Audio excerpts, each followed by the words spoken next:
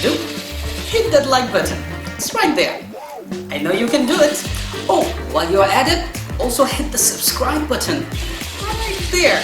Come on, don't be shy. Just hit it. Thank you very much for all your support towards my work, that I post regular and fresh content on my channel just for you. Hit that like button. Right?